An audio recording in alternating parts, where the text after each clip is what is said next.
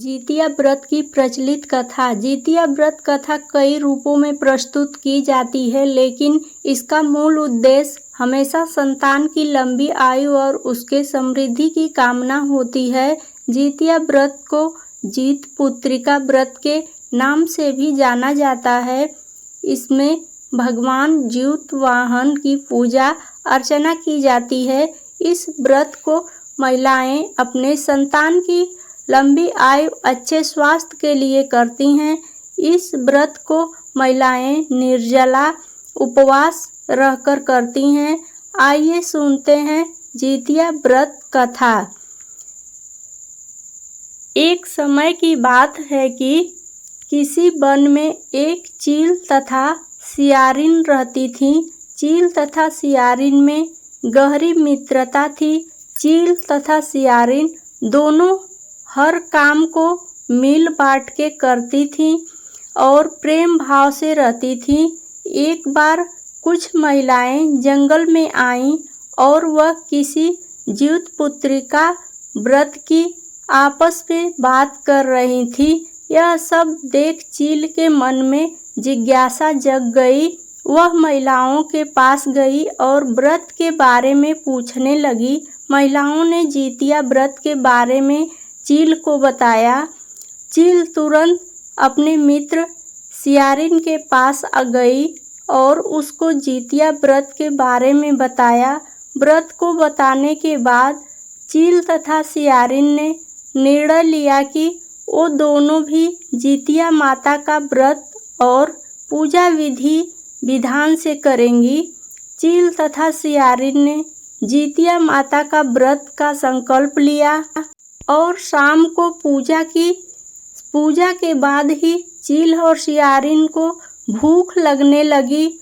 सियारिन अपनी भूख बर्दाश्त ना कर सकी और वह जंगल में जाकर शिकार करने चली गई। सियारिन जब मांस को खा रही थी तब चील ने उसे देख लिया और व्रत तोड़ने के लिए सियारिन को बहुत डांटा, लेकिन चील ने अपना व्रत नहीं तोड़ा और वह सच्चे मन से जितिया व्रत को पूर्ण किया। अगले जन्म में सियारिन और चील का जन्म बहन के रूप में एक प्रतापी राजा के यहाँ हुआ। सियारिन का विवाह एक राजकुमार से तथा चील का विवाह राज्य मंत्री के पुत्र से हुआ। कुछ समय बीता तो सियारिन ने एक पुत्र को जन्म दिया। जन्म के कुछ दिन बाद ही उसके पुत्र की मृत्यु हो गई। सियारिन के पुत्र के मृत्यु के बाद उसकी बहन चील ने भी एक पुत्र को जन्म दिया जो जीवित तथा स्वस्थ था। यह देख सियारिन को अपनी बहन चील से ईर्ष्या होने लगी। सियारिन ने अपने बहन के पुत्र तथा पति को जान से मरवाने की कोशिश की, परंतु दोनों ही बच गए। एक दिन देवी माँ सियारिन के स्वप्न में आईं और उन्होंने सियारिन से कहा, यह तुम्हारे पूर्व जन्म के कर्म का फल है। अगर तुम इसे ठीक करना चाहती हो तो माँ जितिया की व्रत और उपासना करो। प्रातः काल उठकर स्वप्न के बारे में सियारिन ने अपने पति को बताया।